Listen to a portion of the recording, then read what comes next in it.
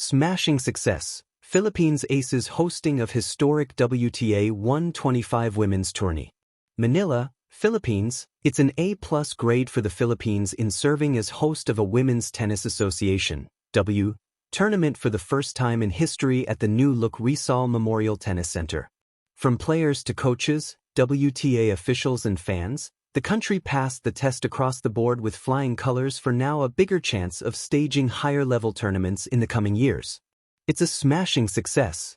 We've talked to some of the coaches and players, and all of their reviews were very good.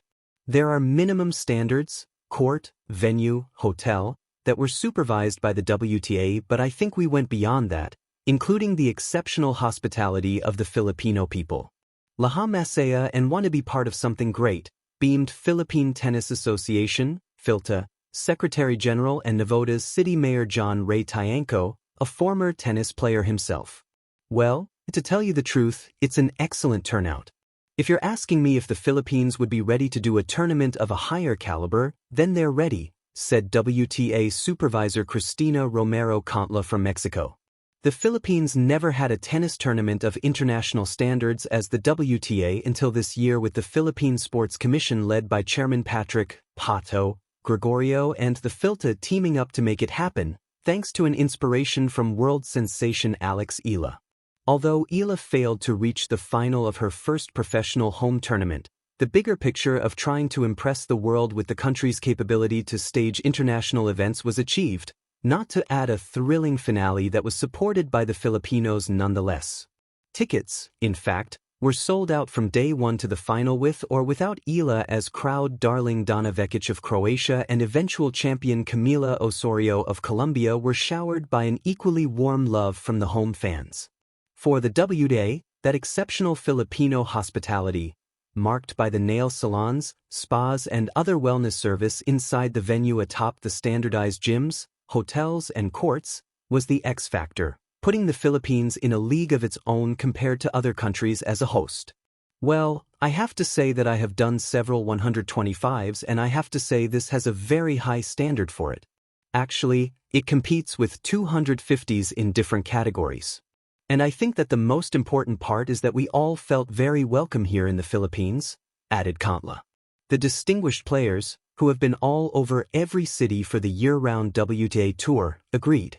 I think aside from Colombia, this is number one for me, said Osorio, whose magical run in Manila included a 6-4, 6-4 win over local star Ila and punctuated by a 2-6, 6-3, 7-5 win over Paris Olympic silver medalist Donna Vekic of Croatia.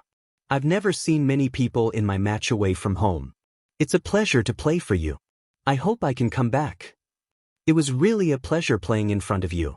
This city deserves a bigger tournament in the future, so I hope to come back. I don't know much Filipino, but maraming salamat, added Vekic, dubbed as adopted Filipina, after being a good sport to Ila despite losing in their last two overseas matches leading to Manila. It is super nice. I think that everybody agrees with me that the tournament seems to have existed for years.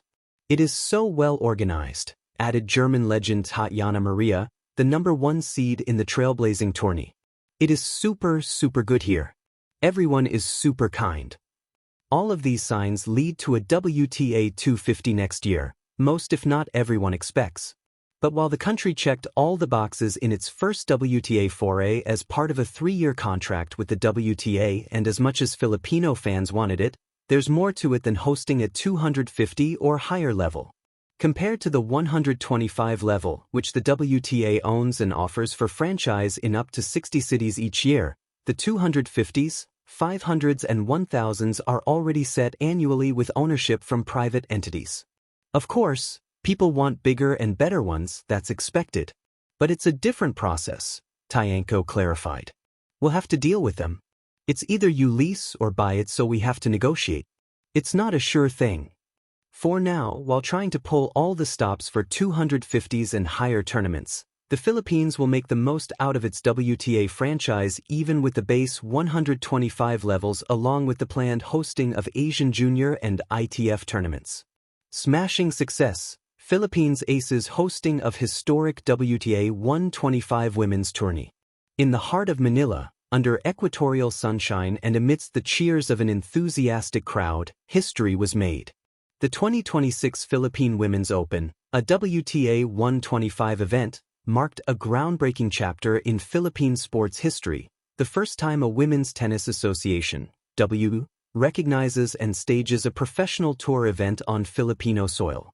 What was once a dream shared by a handful of fans and tennis lovers has now blossomed into a spectacular and smashing success, not just as an athletic achievement, but as a cultural moment that united hearts and ignited aspirations. A new dawn for Philippine tennis. For decades, tennis in the Philippines was a sport admired from afar. Enthusiasts would wake up at odd hours just to catch Grand Slams on television, and young players had to travel abroad to chase ranking points and competition. But everything changed when the Philippine Tennis Association, PHILTA, in collaboration with the Philippine Sports Commission, PSC, boldly secured a place on the WTA calendar for January 26 to 31, 2026.